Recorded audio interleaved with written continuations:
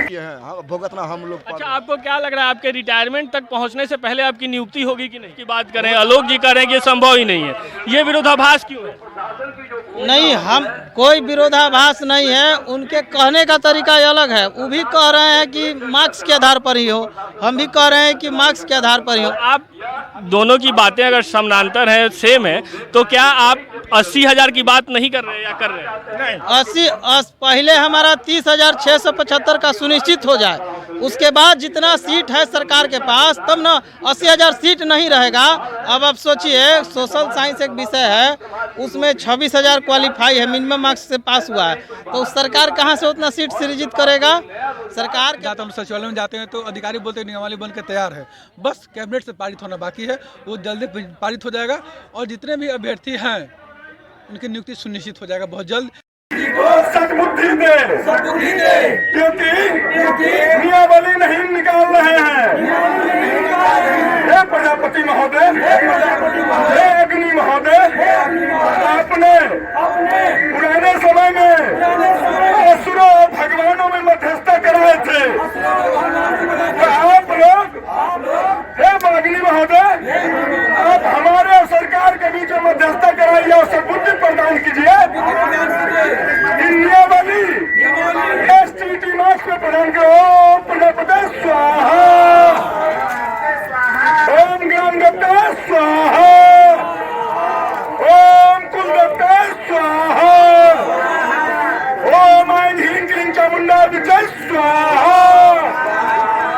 हे सरस्वती माता, हे सरस्वती माता, आप ऐसा कर्म प्रदान करें माननीय मुख्यमंत्री जी को, उससे एसटीटी मेरिट शिक्षक अभ्यर्थियों का कल्याण हो, क्योंकि उनका कर्म गुम हो चुका है। आप माँ हैं, सृष्टि के रचयिता हैं, विद्यादायिनी हैं, आप तेजस्वी महोदय को कर्म प्रदान कीजिए। ओम स्वाहा, ओम प्रजापति स्वाहा।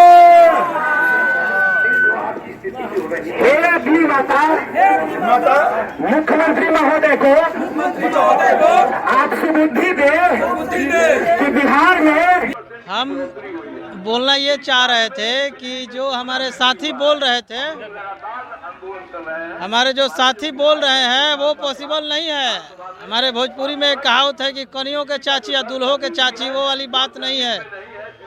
हम मेरिट में हैं, हमारा जो मांग है कि हमारी जो बहाली हो वो सुनिश्चित हो, उसके बाद किसी की बहाली हो उससे हमें कोई आपत्ति नहीं है। और जो बहाली हो एसटीईटी के मार्क्स के आधार पर हो, न कि एकेडमिक के आधार पर हो। हम डे 1 से यही मांग कर रहे हैं, जब से ये विवाद हुआ है तब से हम यही मांग कर रहे हैं और आज भी हम अपने इसी मांगों के साथ निरंतर धरना जारी रखे हैं। हमारा मांग न बदला है, न मुद्दा बदला है। हम लोग जो कल मांग कर रहे थे वो आज भी मांग कर रहे थे। लेकिन ये एक साथ बैठ के आंदोलन कर रहे आलोक जी और अनिल जी की बातों में इतना कंट्रोवर्सी क्यों है, इतना विरोधाभास क्यों है? अनिल जी चाह रहे हैं संपूर्ण बहाली हो, दोनों तरफ की बात करें, आलोक जी कह रहे हैं कि ये संभव ही नहीं है, ये विरोधाभास क्यों है? नहीं, हम कोई विरोधाभास नहीं है, उनके कहने का तरीका अलग है। वो भी कह रहे हैं कि मार्क्स के आधार पर ही हो, हम भी कह रहे हैं कि मार्क्स के आधार पर ही हो। आप दोनों की बातें अगर समानांतर है, सेम है, तो क्या आप 80,000 की बात नहीं कर रहे हैं या कर रहे हैं? पहले हमारा 30,675 का सुनिश्चित हो जाए, उसके बाद जितना सीट है सरकार के पास, तब ना 80,000 सीट नहीं रहेगा। अब आप सोचिए, सोशल साइंस एक विषय है, उसमें 26,000 क्वालिफाई है, मिनिमम मार्क्स से पास हुआ है, तो सरकार कहाँ से उतना सीट सृजित करेगा? सरकार के पास अगर सीट होगा, गजट का जब पालन करेगा, तो 10,000 12,000 जो भी सीट है तो उतने लोगों को रोजगार देगा। अब हम कह दें कि अगर 68 नंबर ला के ओबीसी में क्वालिफाई है, 75 नंबर ला करके जनरल में क्वालिफाई है, तो वैसे लोगों का तो हम नहीं लड़ाई लड़ेंगे। और वैसे ही लोग चाह रहा है सब कि एकेडमिक पर बहाली हो। देखिए, पहली बात हम आपको इसमें जितने लोग हैं सब अपने ये महत्वाकांक्षा के अनुसार सोच रहे हैं, सब अपने स्वार्थ के अनुसार सोच रहे हैं। तो हम लोग भी अपने स्वार्थ के अनुसार सोच रहे हैं, और हम लोग स्वार्थ के अनुसार इसलिए सोच रहे हैं कि हम लोग नोटिफिकेशन का मांग कर रहे हैं।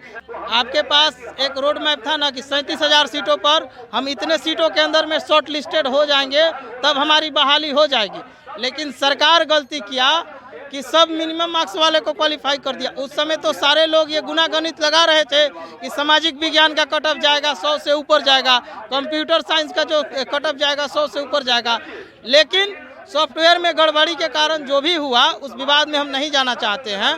तो सरकार की गलती का खामियाजा हम क्यों भुगते?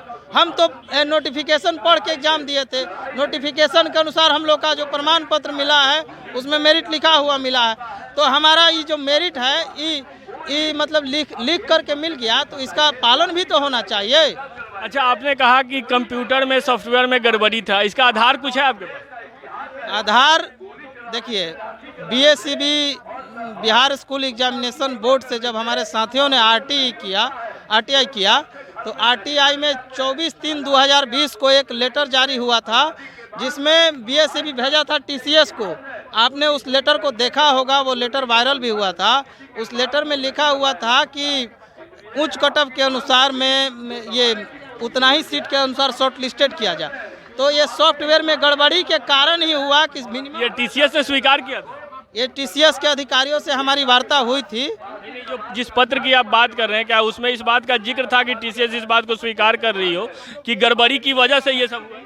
देखिए, न TCS ने स्वीकार किया है न BSCB ने स्वीकार किया है। BSCB का लेटर ही वो सबूत है जिसके आधार पर हम कह रहे हैं।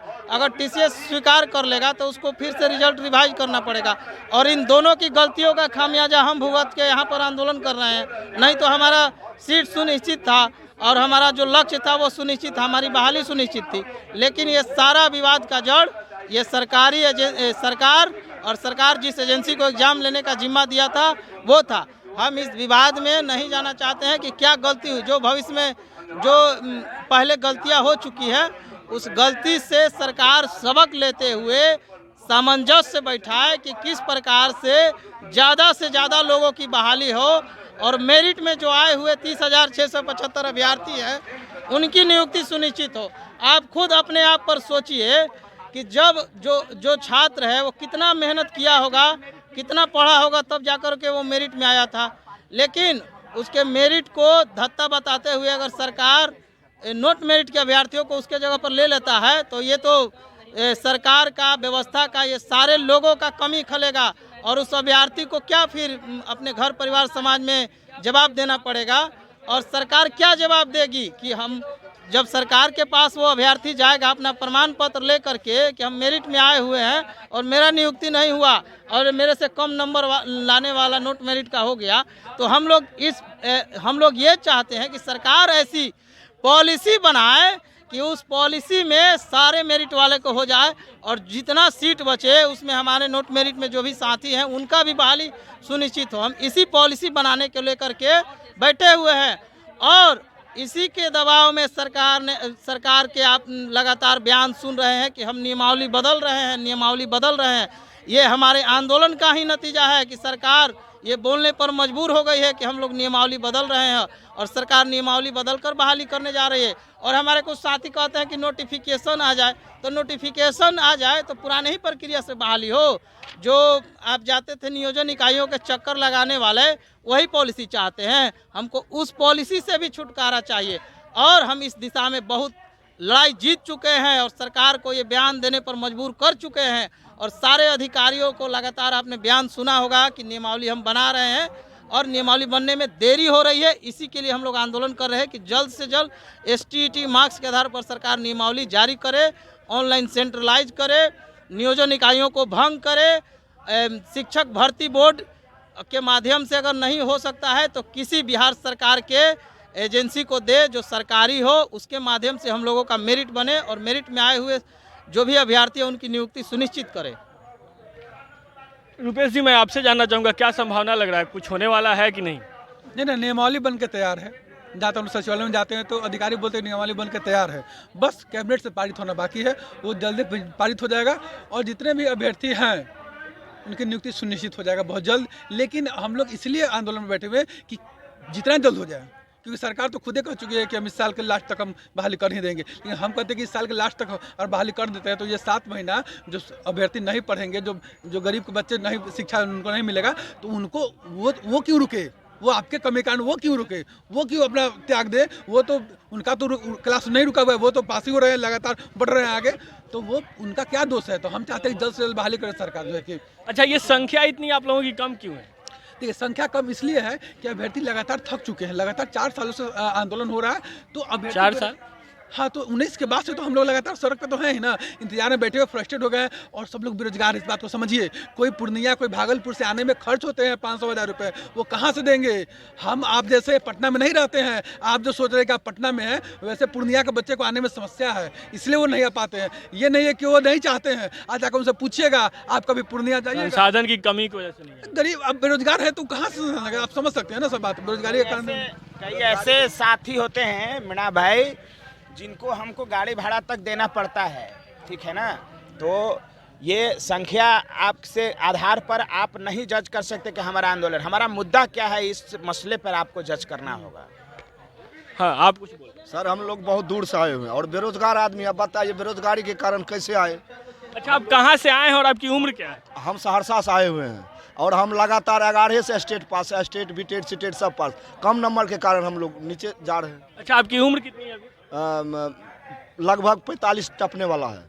आप 45 के हो चुके हैं, अभी तक सरकार डिले करती जा रही है हर बार। करके 45 कर और दिया। हिंदी है, मेरिट में है, मेरिट में टॉपर मेरिट है, इसीलिए सोचे थोड़ा और और भाई 30 वर्ष के, अब 45 हो गए। मेरिट में है, इसीलिए थोड़ा सा मनोबल आगे बढ़ा, जब हम लोग की नौकरी पक्की होगी, इसलिए हम लोग पूरा जोश जज्बा के साथ आए हैं। ये तो सरकार ने गलती की है, भुगतना हम लोग पर। अच्छा, आपको क्या लग रहा है, आपके रिटायरमेंट तक पहुंचने से पहले आपकी नियुक्ति होगी कि नहीं? हो जाएगी, ये तो तय है। बहाली होगी, ऐसी बात भावना है? हाँ, पक्का भरोसा है बहाली लगता है कि ये कब्र में जाने से पहले हम लोगों के साथ भी यही है, हम ना इसी ने बैठे बैठे रिटायर कर जाए। ये हमारे साथ भी समस्या यही समस्या है कि हम लोग कहीं कब्र में जाने से पहले नियुक्ति पत्र ले लें। अच्छा, मैं आपसे एक पर्सनल क्वेश्चन जानना चाहूँगा, आप अपने जीवन यापन के लिए करते क्या हैं? क्या करते हैं? ट्यूशन पढ़ाते हैं, इधर उधर करके कैसे गुजर बसर कर रहे हैं। तो आप देख सकते हैं, ये STET 19 मेरिट अभ्यर्थी हैं। इनकी सीधी सीधी मांग है सरकार से कि जो नियमावली है और जो उसमें चेंजेज ये चाहते हैं उसके साथ आधार पर बहाली होनी चाहिए। जिसको नंबर ज़्यादा है उस नंबर के आधार से बहाली होना चाहिए, तो हम लोग फिर रह जाएंगे। तो ये मेरिट और STET मार्क्स के आधार पर बहाली चाहते हैं। ये चंपारण से पटना तक का पदयात्रा निकाल चुके हैं और मुझे लगता है कि STET देखने जानने वाले इन प्रमुख चेहरों को तो अवश्य ही पहचान रहे होंगे। आगे इनका आंदोलन कब तक चलता है, कब तक ये प्रयास अपना जारी रखते हैं और सरकार इनकी कब सुनती है, हम वो खबर भी आप तक पहुंचाएंगे। आप बने रहिए हमारे साथ, देखते रहिए फेरी आउट न्यूज़। अगर आपने अब तक हमारे चैनल को सब्सक्राइब नहीं किया तो कृपया सब्सक्राइब कर दें। अगर आप हमें फेसबुक पे देख रहे हैं तो हमारे पे लाइक और फॉलो कर दें। बहुत बहुत धन्यवाद।